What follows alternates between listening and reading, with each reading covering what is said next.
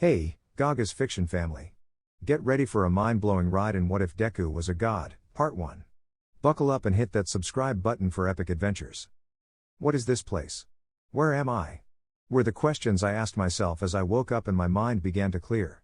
The design of this place resembled the old Viking homes, and I started to think that I had traveled back in time to a Scandinavian country.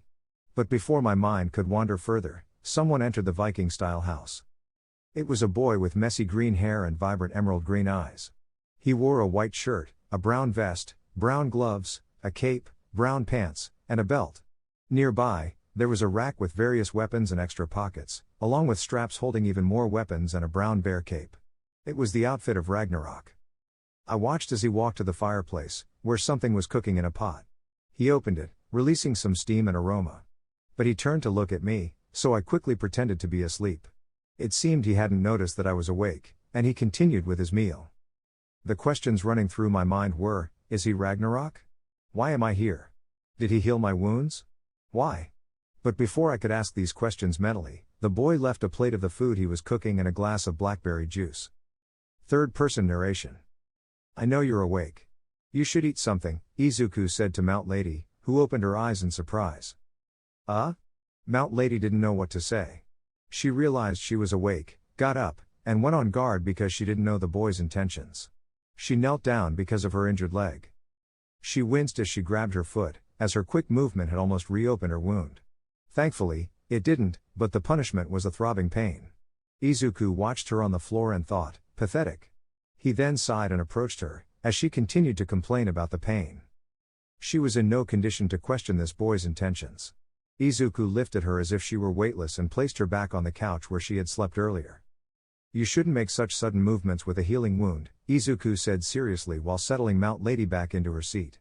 I'm going to check your wound. Mount Lady remained skeptical, but she allowed him to examine her. Izuku sighed and reached for a holder with his weaponry. He unsheathed a machete, and it flew into his hand. Mount Lady thought the worst, closed her eyes, and expected her death. The one standing in front of her was the bane of heroes, with a long list of killings without fail. However, she felt something touch her hand and forced her to point the machete elsewhere. When she opened her eyes, she saw that the green-haired boy had given her the weapon, now pressing it against her throat. If you notice anything strange, bury my machete to the hilt. I need to see your wound to make sure it's not infected with anything, Izuku explained calmly. Mount Lady felt a bit safer but still wary. She allowed him to inspect her bandaged leg. With care, Izuku removed the bandages, and when the wound was finally visible, Mount Lady examined it. It was clean, with some stitches to help it heal faster and without any signs of infection. It was in almost perfect condition.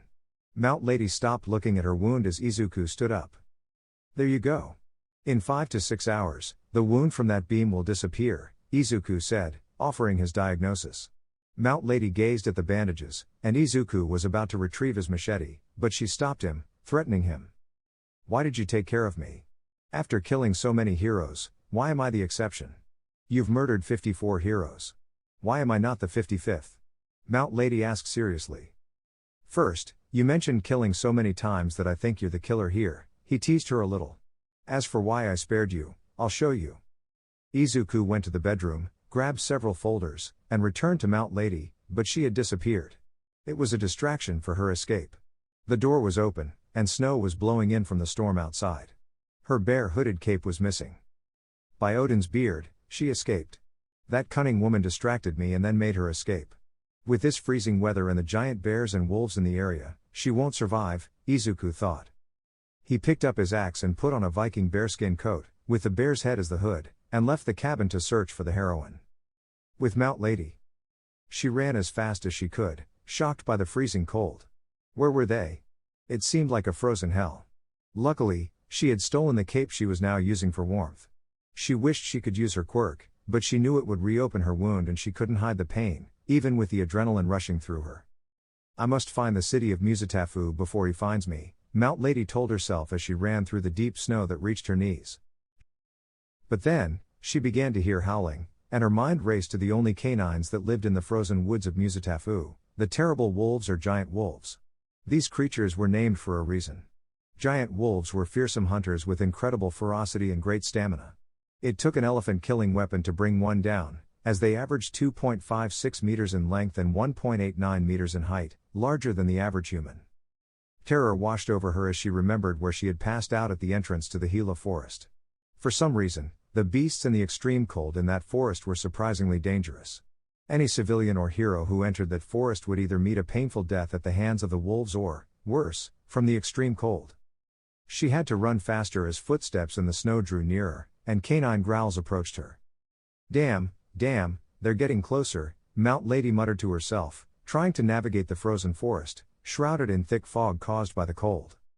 But those steps were now very close, and then a paw struck her, causing her to fall. She turned to see those sharp teeth and towering figures, undoubtedly those monstrous wolves.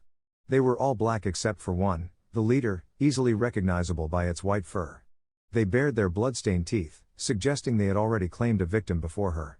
They awaited their alpha's signal to attack. The white wolf gave the order with a howl, and Mount Lady prepared herself for what seemed like her impending death in this vast, towering forest. The trees reached a height of 67 meters, dwarfing any human.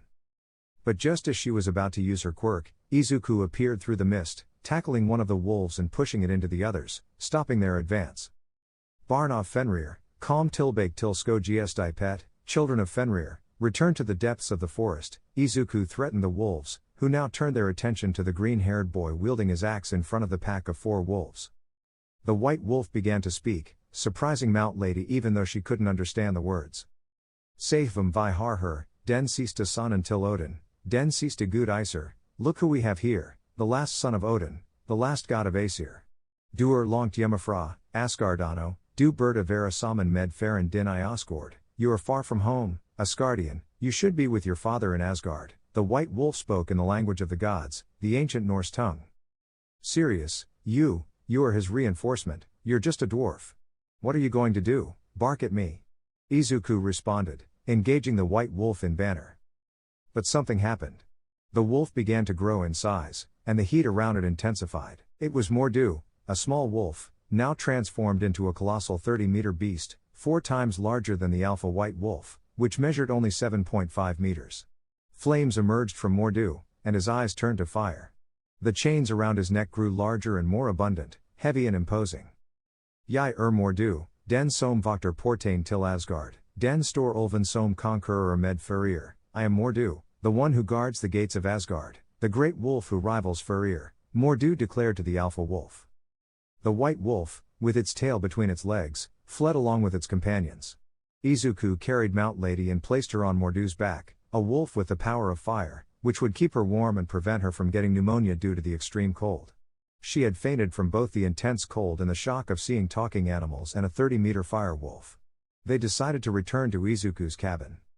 And tell me, Izuku, why are you taking care of a hero? Didn't you hate heroes? Mordu asked Izuku as he tended to his wounds after disinfecting them.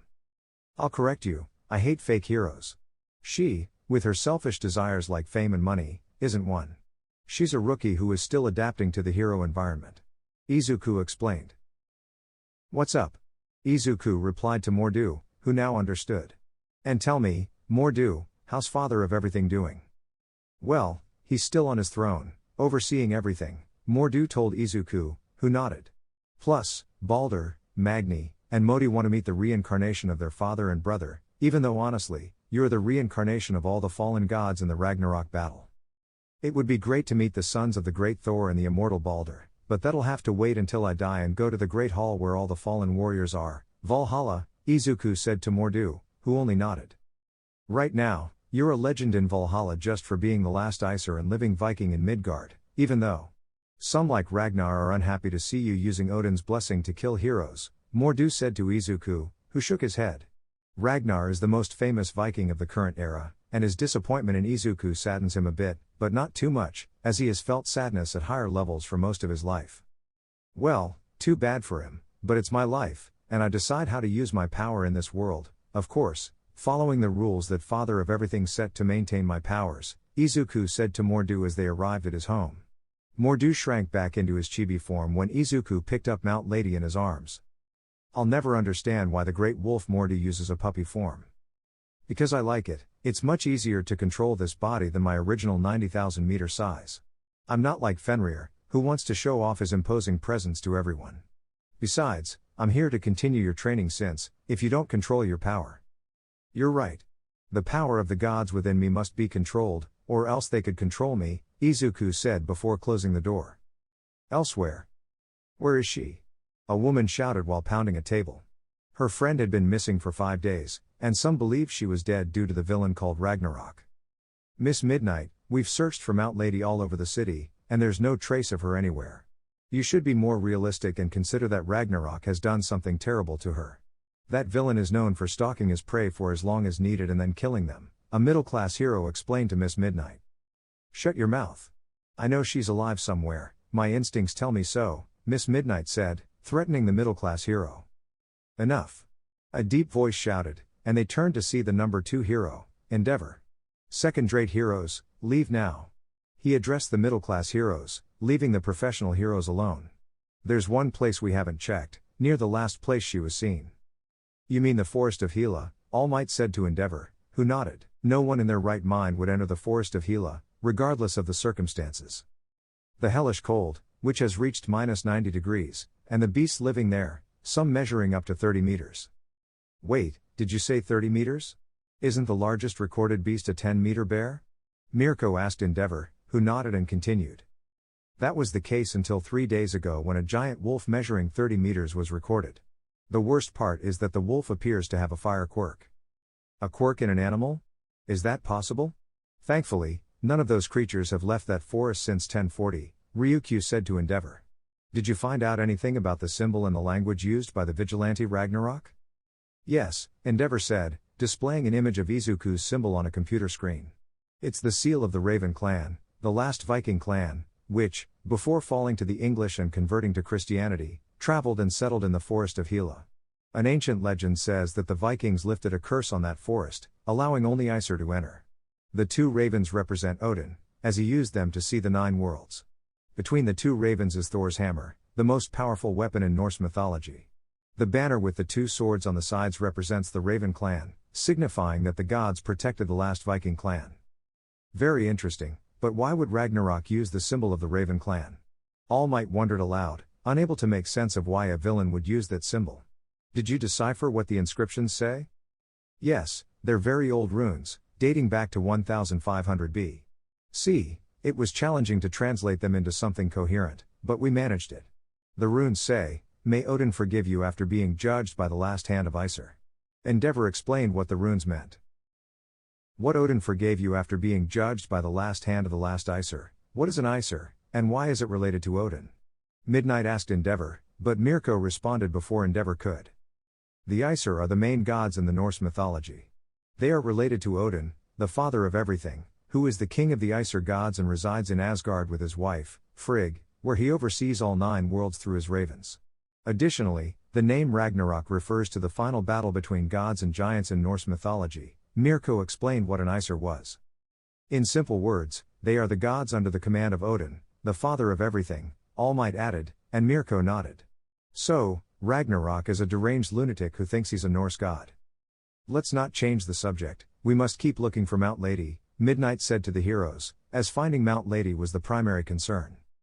But mysteriously, a middle-class hero kicked the door open, interrupting All Might, who was about to say that Mount Lady might not be alive. We found Mount Lady. The middle-class hero shouted to the professional heroes, and Endeavor grabbed the second-class hero by the collar. Where? Endeavor asked, as information about where they found her could provide more clues about the villain Ragnarok. We don't know. A green-haired boy arrived with her in his arms, and the villain brutal kill, knocked out and chained, the middle-class hero explained to the professional heroes. She's in the hospital. Take us to him, Midnight said to the hero, who nodded. Hold on, it might make you dizzy. The middle-class hero, who had the quirk of teleportation, used his quirk to take them to the hospital. Earlier with Izuku. Izuku was bandaged where he had been bitten by wolves, but he didn't mind, as he was sharpening his axes and machete, while Mordu rested beside him. Mount Lady was waking up. Eh? Where am I? Mount Lady said, still half asleep, but when she cleared her vision, she saw Izuku in front of her. You. Good morning, Miss Troubles. You made me do more than I expected yesterday, Izuku said, very seriously, while sharpening his axe, frightening Mount Lady. However, he put the axe aside. You were reckless, And you almost got killed if it weren't for me. So, don't try to escape again, as there's no certainty that I can save you in time next time. Here, the wolves are the least of your worries, you should be more concerned about the bears or even white tigers. She couldn't speak, seeing the person who had spoken to a giant white wolf and confronted 3 others with his fists. Aren't you going to say anything? Izuku asked the heroine, but Mordu just rubbed against his leg, showing what had happened to the professional heroine. Oh, right, you remember what happened yesterday. You talked to a wolf, and he responded to you, Mount Lady said to Izuku, who remained silent but then looked at the wolf cub at her feet, or at least she thought it was a cub, but that wolf was an ancient being.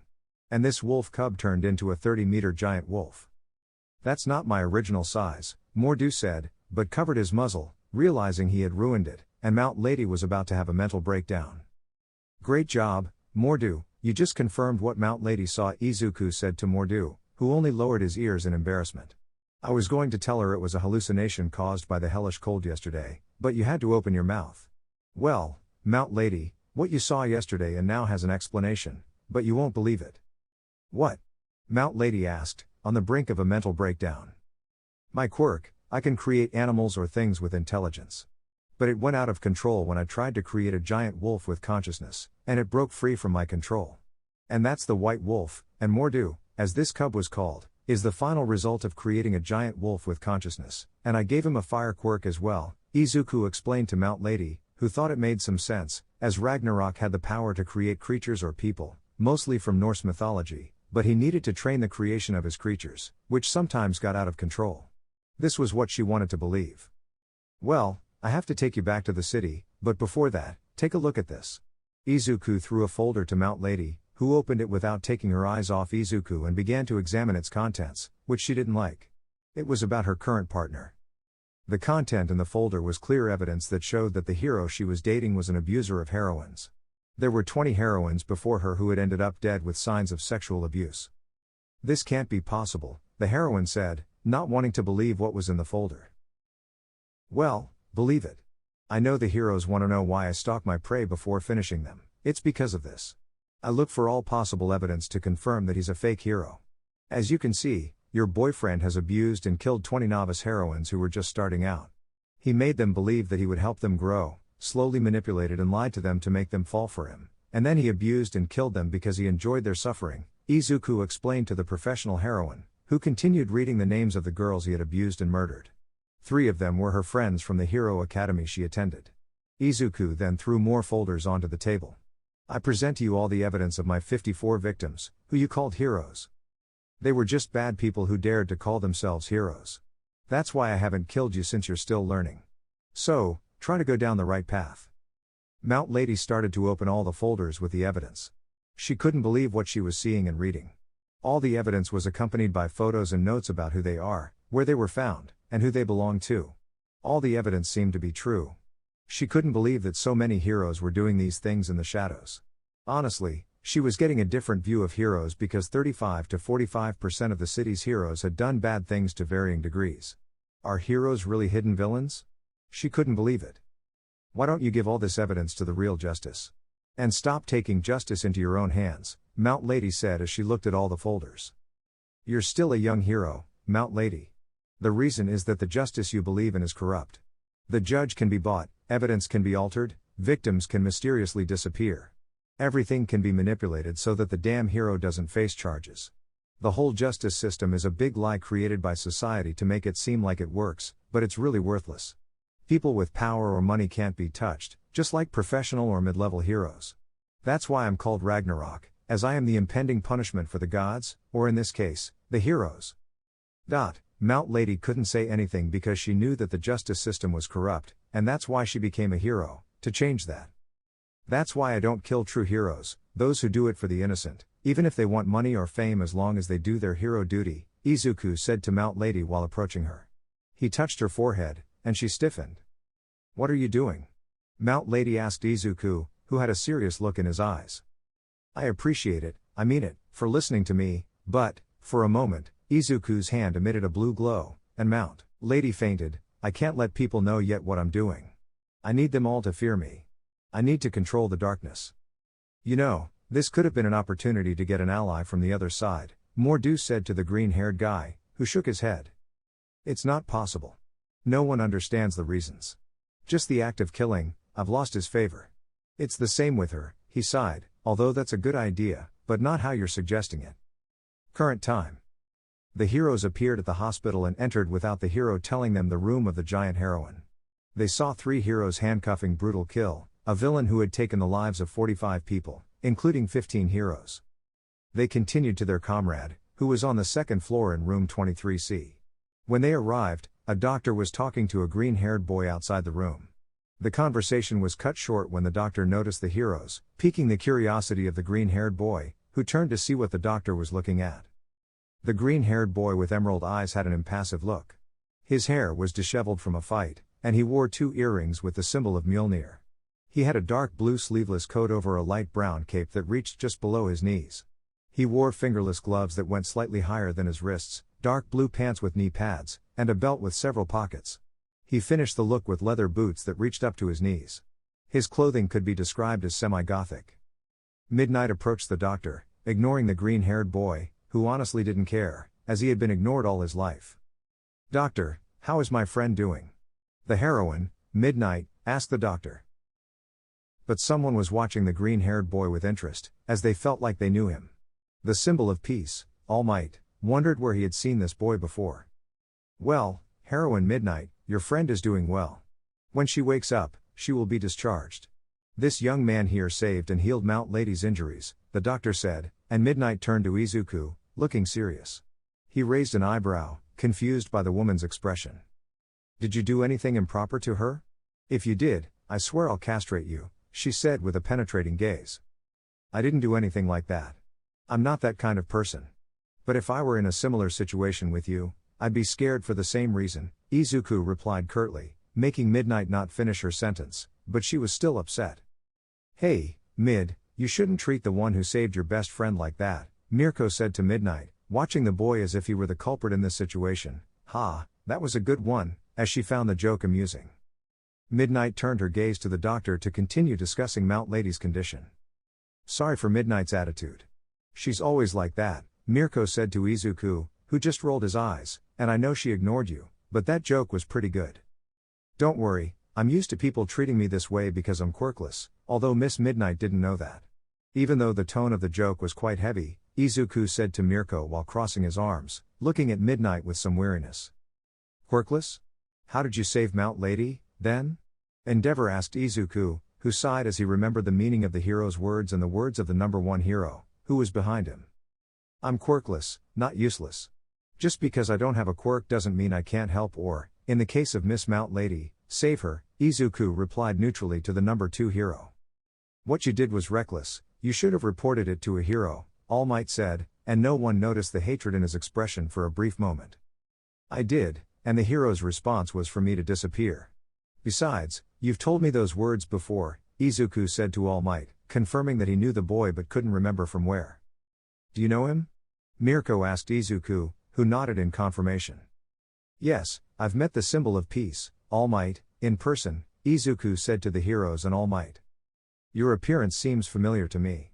Are you Midoriya Izumi's brother, by any chance?" All Might asked and saw Izuku grit his teeth when he mentioned that name. "No, I'm not anymore, not after that day when you and I met," Izuku said to All Might, who had a confused expression at his words. "Well, it's clear you don't remember because which hero wants to remember a simple quirkless? But, All Might, I used to be your biggest fan." He paused for a moment, intriguing both All Might and the professional heroes, until one day, when you saved me from a slime villain, I clung to your knee, and you had to land on a rooftop. When I asked you if a quirkless person could become a hero, your response was, "You can't be a hero, you'd be better off becoming a police officer, even though they only pick up our scraps. Do you remember?" When he finished saying that, all the professional heroes turned to look at him to see if what Izuku said was true. He nodded, as he couldn't say anything more. "That day, you shattered my dream of becoming a hero and made me feel useless, like the trash of society. But look, here we are in a situation where I saved a professional heroine from a villain, being a quirkless nobody."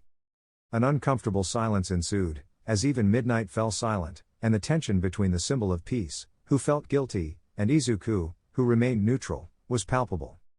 "Boy, I apologe. Don't apologize, as I couldn't care less about your apologies. Well, I have to go. I have a job interview, Izuku said, wanting to leave, but someone interrupted him. Job interview? You want to work at such a young age? Ryukyu asked Izuku, who turned to look at her but continued walking backward, about to turn in the hallway to get away from the heroes, as he couldn't believe the cruel joke played by Odin. Right on the spot, Izuku thought, I don't want to work, I have to work. I was kicked out of my home on the same day All Might shattered my dream of being a useless quirkless. Now, I have to find a stable job to support myself, Izuku said, turning and about to disappear from the hero's view. All Might felt worse when he learned that the boy had been kicked out of his home after he shattered his dream. Wait, Ryukyu said to Izuku, who stopped and turned to look at the heroes. If you're looking for a job, you can work in my agency. That way, we can pay you for rescuing Mount Lady and capturing Brutal Kill. Oh no, I'm not looking for any reward for saving Miss Mount Lady. I did it because she was in trouble. Besides, isn't your agency for women only? Izuku asked, thinking that it was a cruel joke by Odin. I could make an exception.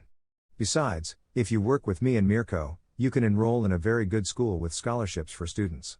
We could give you a scholarship for general courses at UA, which is about to start a new school year, Ryukyu said, and Mirko nodded, agreeing with what the dragon heroine said. A thought crossed Izuku's mind: if he joined UA, he could analyze and find ways to kill aspiring heroes if they ever turned into false heroes. So, what do you say? Do you want to work in my agency? The two heroines with animal quirks asked Izuku, who remained silent, thinking carefully. I accept, Izuku said to the professional heroines. Without either side realizing it, they had just sealed a destiny that would bring them both problems and good things. On the heroes' part, they were going to put the last Icer, the bane of heroes, in a school for aspiring heroes, and Izuku was a surprise that would be revealed later.